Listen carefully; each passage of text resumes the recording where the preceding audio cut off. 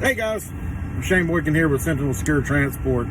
Wanted to throw a quick little video out there about the pros and cons to doing a lease. This video I'm doing for someone who requested it because, you guys need to understand, why are you going into a lease? First things first. Doing a lease, you have to go into it like it's a business. Bottom line. You do not want to go into a lease just to have a nice, new, shiny truck to try to call it your own. If you're doing it for that reason, you're probably doing it for the wrong reason. So if you're going into it to try to make it a business and to do it for that reason. Now, by doing that, you, on the lease side, get to pretty much say when you're going home. But with that also said, you do get to do that.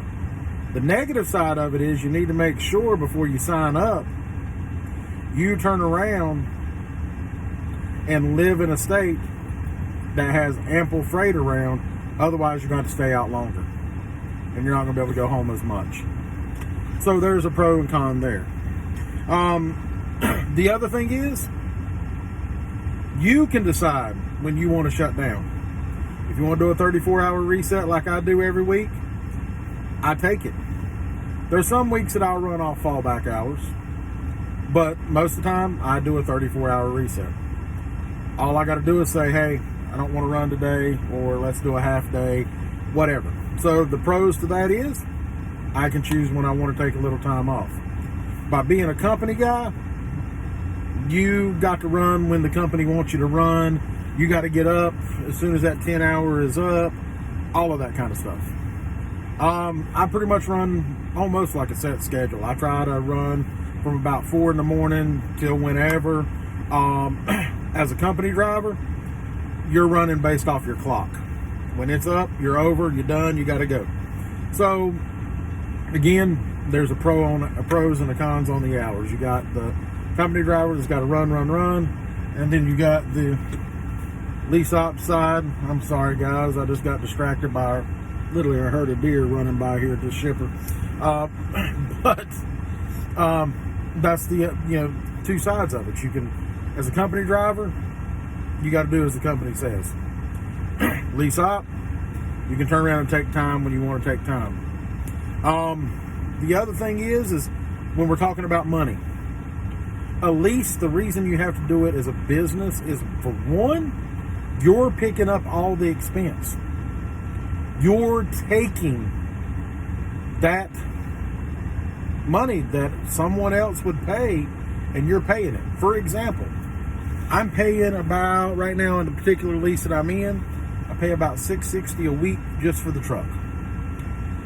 In a year, that's about $34,000. In fuel, I'm spending somewhere between $30,000 and $40,000 a year just in fuel. Now, if you are a company driver and you're out here running, you're burning fuel, you're idling too much, you're doing whatever, what you got to remember is that's company money. That's not the driver's money. So a lot of drivers don't care how they treat the trucks, do what they do, and don't worry about that expense. So that's a pro. That's a pro because you ain't got no worries. And then as a lease operator, you got to worry about how much fuel you're going to spend. How much is it going to be? Watch your mileage, all of that kind of stuff, because you can save a lot of money. Now, for instance, with me, I'm a lease op. I don't have an APU on this truck. Company drivers have an APU. I don't have an APU currently on this truck. Now, in October, I am going into what's called our long-term lease with ATS, and I'll have a 4-year lease that will turn around and allow me to have an APU unit, and from there, I will save a lot of money because right now I throw away about $200 to $300 a week out the tailpipe idling. My truck pretty much runs 24 hours a day. So there's a negative with some leases. if you're going to do a lease, at least make sure the truck has the opt idle at least turned on if you don't have an APU. Opt idle can help you save there as well. Unfortunately, I don't have that option with this particular lease. Now, another pro to being an owner-operator is you pretty much don't have to communicate with a whole lot. You get your loads dispatched to you. If you don't think it's paying well enough, the thing that I'll tell you is don't turn down a load. Communicate, hold that conversation. Again, treat it like a business. As a business for me, I try not to run freight that's under $1.30 a mile, and that includes my deadhead and everything. A lot of leases, you got to understand you don't get paid for your deadhead. So, and that's with most across the board. Most companies don't pay you for your deadhead. Now, with that said, again, pro, con, company driver don't have to worry about that mileage. Owner operator does. So I try not to run anything under $1.30 a mile. If it is under $1.30 a mile, immediately I pick up the phone, I call my fleet manager, and normally there's one of two things going to happen. They're going to give me a little extra money to turn around and, work with me, or they're going to let me know, yes, it's paying a little less, but your next load is going to be in a higher paying area. Sometimes as an owner operator, you have to treat it like business. You have to say, I got to make that move to be able to get this money. And sometimes it will cost you.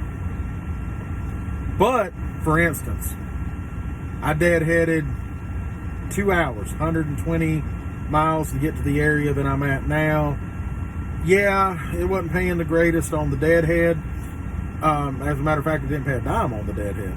But once I got here, I'm on little short runs going 63 miles and 100 miles, literally 3, 4, 5 of them back to back. That is paying $4 and something a mile. So sometimes you got to sacrifice to get to where the other money's going to be. Now, as a company driver, you don't have to worry about that. Basically, the pros between company driver and lease operator is company driver don't have to pick up any expenses. You don't have to worry about nothing but getting your miles to get paid. Now, as a company driver, if you're making somewhere in the ballpark between 52 and 53 cents a mile, and you're doing at least 2,500 miles a week, you're going to take home somewhere in the ballpark between $1,200 and $1,400 a week. Now, as an owner operator, you get paid a percentage. So sometimes you don't have to chase the miles if the load is paying more. So you got a little play, so to speak, compared to everything else. Company driver, you got to chase miles. All I got to chase is high paying loads or good paying loads, and make sure I have a good communication with my fleet manager to make that happen. Because as a lease operator, you are truly only as good as your fleet manager. Now, I'm fortunate enough to have an outstanding fleet manager. So when we talk about pay and we talk about a couple of things like that, I'm not going to sit here and guarantee you're going to make that kind of money. Because if I sat there and said that, oh yeah, you can absolutely make X, Y, and Z in dollar signs, at the end of the day, I may be lying to you. But the one thing that I will tell you is if you see your money tapering off or dropping off, you need to be treating it like business, and immediately, boom, what is the problem? Why is my money tapering off? Treat it like a business. But be respectful. Don't turn around and try to throw somebody under the bus, because you need to solve the problem.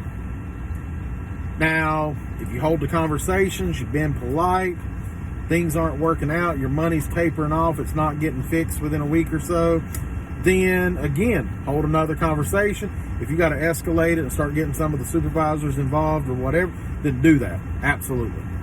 But first, give your fleet manager a chance to fix it. Because, again, you're only as good as your fleet manager. Now, when I say we're not going to guarantee anybody money, what I'm going to do right now is I'm going to throw some numbers out to you of what I've deposited personally within about the last 7 days.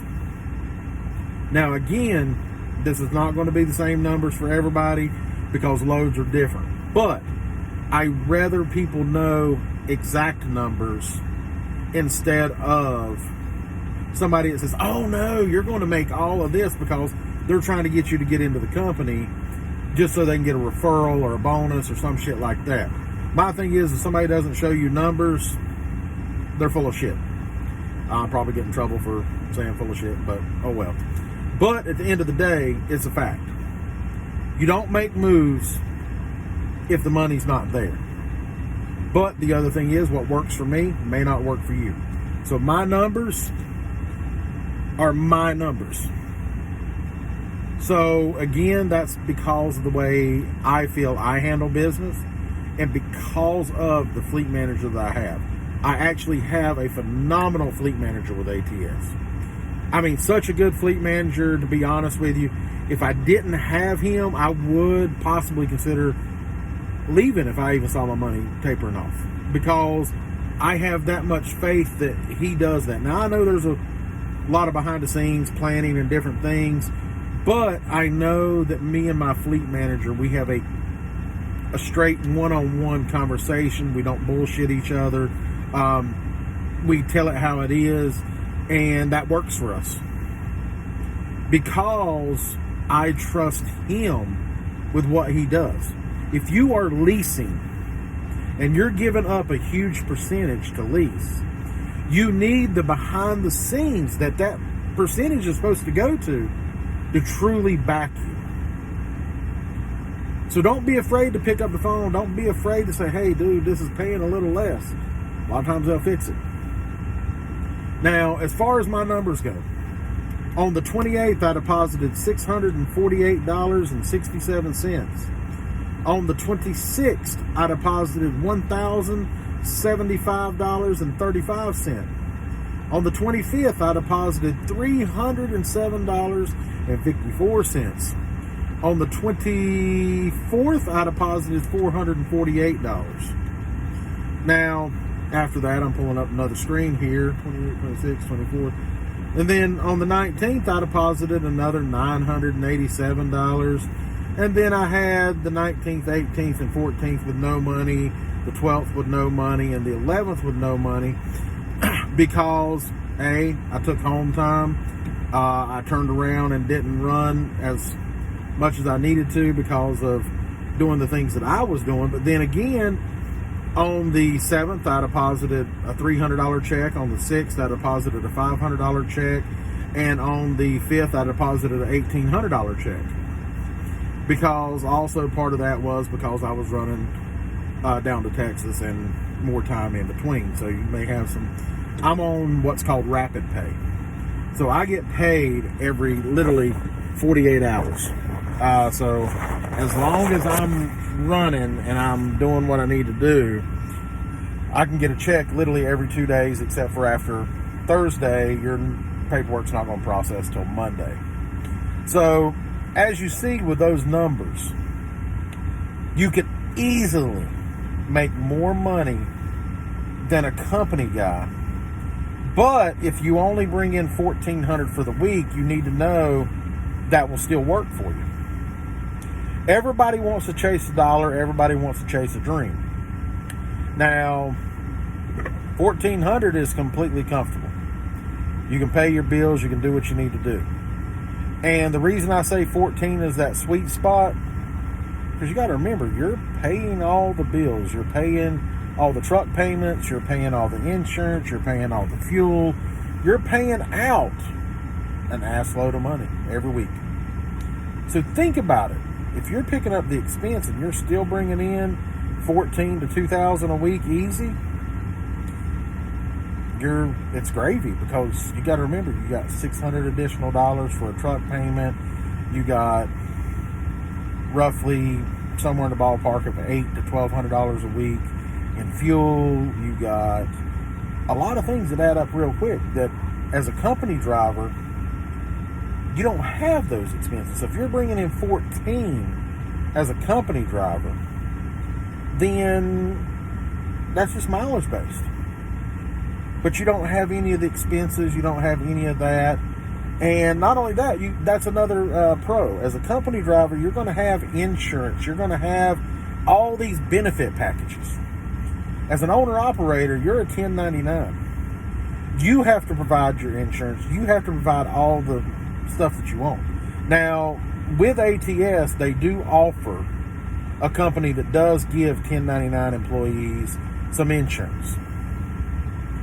Now, whether you want to take that option, that's up to you. But it is something that they do offer, so you can have to go and look for it yourself.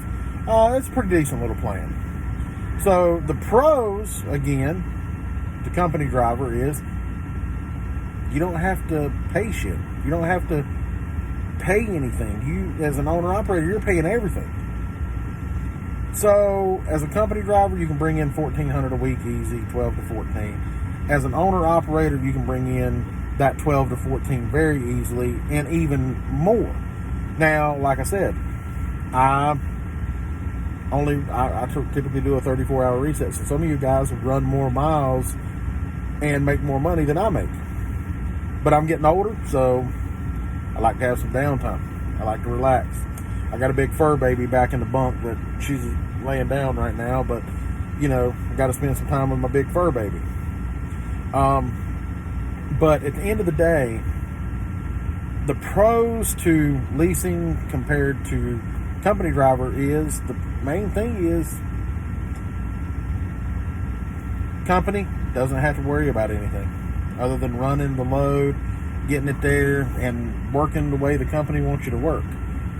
The pros to being an owner-operator is you set your hours, you do what you want to do, really. You take your time off. I got a couple of friends that no matter where they are in the country, and they're owner-operators, and they're here with ATS as well, you know, they go fishing all the time. Every time you talk to one of them, they're stopping or taking time off to go fishing, and guess what? They're still making money. So that's the biggest thing with pros and cons to lease op, all that. The negative side to leasing is you're picking up all the expenses. But the benefits of being an owner-operator, a lease operator, whatever you want to call it, is you have control as long as you treat it like a business. If you treat it personally or you let it get personal, you're not going to make money. I'm going to tell you that straightforward. If you let your emotions get too deep into how you're going to run your truck, how you're talked to, or some shit like that, you know, oh, I don't want to run, I don't want to do that, I don't want to, you know what? You're not going to make money. You're not. No matter what company you go to, you're going to hear people, you're going to see reviews where people talk negative about every company. ATS has got negative about it on reviews. ATS, you know why? Because people don't talk about the good stuff. People only talk about the negative. That's something that everybody should know in life. When you turn on the news, you don't hear all about the good things going on in the world and the things that's changed. The only thing you hear are the negative things. So that's something you have to keep in mind when you're looking at reviews and you're looking at comments and you're looking at all this. People's opinions are just that. And most opinions are made in anger. And that's the one thing that you, if you're looking at going into a lease with any company, not just here with ATS, but any company, you have to ask yourself, why are you doing it? What do you want out of it? And what is your goal? Because if you don't set those up, you're walking into failure. Would I say, personally, I would refer ATS as a lease? Absolutely. And as any company, there's their ups and there's their downs. It also has a lot to do with the driver. Like I said, it has extremely a lot to do with fleet management. But at the end of the day, if you treat it like business, you're going to make money. Because if something's happening that's negative and you're losing money or whatever, if you treat it like business, you're making that phone call. You're trying to find out why. How do we fix this? That's business. But if you're that business that never picks up the phone to call for a repair, never picks up that phone to find out what's going on, never picks up that phone to find out why you're short-staffed at a business, you're that business that's failing. You're that business that's not giving quality service. Your bottom line, your customer service sucks. So treat it like a business. Look at the lease, look at the pros, look at the cons. Now, that's one thing that I did leave out, and it's one of the biggest things. And it's what I classify as overinflation with a lease. The current lease that I'm in is valued at $194,000 lease for a truck. Now, the thing with that is because it is a lease, a true lease, it's bumped up because you're paying the interest. You're not really paying toward the balance of the truck. You're paying that interest off first because it's a lease. So that's why it seems, damn, a truck for $194,000. You're right, because you can go to a dealership and get one for $140,000, and the reason I know that is because I've looked up trucks to buy brand new compared to what I'm in now. Now, come October, like I said, I'll be ending this 2-year lease. At the end of this 2-year lease, I receive an additional $6,000 that the company gives me for lease completion bonus. Now, when I say $6,000, it was actually, I think, $8,000 originally, because I think I already received $2,000 when I finished my first year, and my second year I get the additional $6,000. Now, what I'm doing is I'm switching over to, we have 3 programs at ATS. We have your standard lease, we have your long-term lease, and we have your TAP program. Now, I'm going to break down the 3 different leases real quick.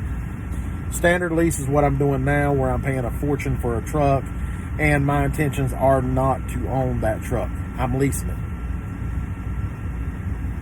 So, there's that. Then you have your long-term lease. Long-term lease is where I put down $10,000 on that truck. And to be honest with you, I'm not even putting down $10,000 on that truck. And what do I mean by that? Is when I complete my lease, I have roughly $6,000 in my escrow account for my maintenance. The only thing the company is going to do is take that escrow money, reset the truck. Out of that $6,000, I'll have probably about 42 or so left over after they clean the truck, reset the truck, blah, blah, blah. But then I also have the lease completion bonus, so I'm going to take those, put them together, let them keep all that money. Guess what? No money out of my pocket. I didn't miss it anyway because they were taking it every week and putting it into that maintenance account and those escrows. So that's money I didn't miss anyway. So I'm handing it over. I'm giving it back to them, saying, hey, here you go. And we're going to start over with the maintenance plan. Let it build back up. Now, with a long-term lease, you have a little bit more flexibility as far as what you do with the truck. They don't want you drilling holes. They don't want you doing all that kind of crap. They want you keeping it as nice, clean, and neat, just in case something happens or you decide to leave from it, you can walk away. Now, I also get, with the long-term lease, I get to pick whichever type of truck that I want, which is Freightliner, Volvo, Peterbilt. Freightliner, Peterbilt, and Volvo. I'm currently in a 2019 Freightliner. I'm going to be going into one of the new 2020 Volvos. Now, I know, guys, I know. Before you jump all over me about going to the Volvo and all that, hey, I'm a big boy if you can't tell. Volvo's got room. So this fat boy's going to a Volvo. But yeah, long-term lease, At the end of it, I'm going to pay $147,000 for the truck, pay $10 less, pay about $660 a week for the new long-term lease on the payments, and then at the end of the 4 years, I'd have $20-something thousand to have to pay to buy the truck. Now, there's the other program, which is the TAP program. You got to put down at least $1,000 up front for them to even consider ordering a truck, and then upon truck delivery, you got to put $3,000 more. You're only putting $4,000 down. Now, with the TAP program, you have a lot of leniency. You can add extra lights, you can add push bumpers, you can add all the bells, the whistles, and different things, but there's a catch to that as well. Anything that you add, you're going to have to pay 50% of whatever those items are up front. So that down payment can go way the hell up. Also, you don't get an APU standard. So if you want an APU, you got to deposit another $3,000. So you're already right off the rip, 4 plus 3. You see where I'm going? You're already at $7,000. I'm giving up $10,000, and like I said, that's getting me an APU unit and a long-term lease. So, take into consideration what you want to go into a lease for. Oh, and that's the other thing. You can't just go straight to TAP. TAP is an internal program to help drivers out that are in good standings with ATS. For you to go into the TAP program, you have to be approved by one, your fleet manager. Remember I said, be polite. Because if you're not polite, you may not, if you ever decide to go that route, remember, your fleet manager's got to sign off on you. 2, your driving history. How good of a driver are you? Because the next person that's got to approve you is safety. And if you got a bunch of negative shit on your background, you've been reckless out there, safety's not going to sign off on you. And the other thing is just being in general in good standings with the company. That's why I say don't turn down freight. Communicate, work it out, mediate. Because that way you're in good standings. The company knows you're there to work for them. They know you're going to help make them money. And what are they going to do? Boom. You can do whatever you want. Now, pros and cons between the two. TAP program. That truck stays with ATS. Long-term lease.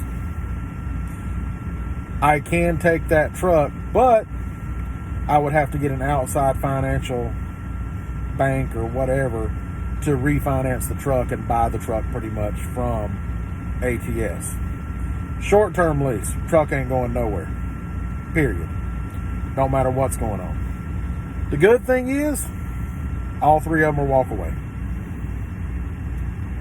So, at the end of the day, guys, I truly hope this video helps a little bit. As you know, I'm still new to throwing stuff out here, trying to make pretty little videos and, give you some advice. So, if you got critiques, you got a little something to throw at me, throw it to me. If you want to see something, if you want me to make a video, if you want me to potentially, do a video on something else, because this video was completely inspired by somebody who watched one of my videos and said, hey, would you do a video on pros and cons? Now, I also know with this video, we got a little sidetracked a little bit in between about this video just being pros, cons, and got over to Lease a little bit too. But you know what? It's what happens when you start talking and you're not writing out a sketch, and going by a script. Things change. So I truly hope this helps some of you people out there that are looking into getting into trucking, looking into getting into leases, all of those things. So if this helps you, let me know. Again, if there's something you want me to do a video about, hit me up. Let me know. Now, I will say, I'm bad for not looking at comments sometimes, so bear with me if I don't immediately get back to you. I'm old school. This is something I'm still learning, so I will turn around and definitely try to help you guys out. If you got questions, feel free to communicate with me. I've got 2 drivers right now that I'm talking with currently that are looking to come over to ATS. One of them used to even be a former employee that reached out to me that had more time with ATS than I've got with ATS. So at the end of the day, always do you. Be safe out there on the road. And myself and my company, Sentinel Secure Transport, appreciates you guys out there watching this video. So hope it helps, and have a good day, guys.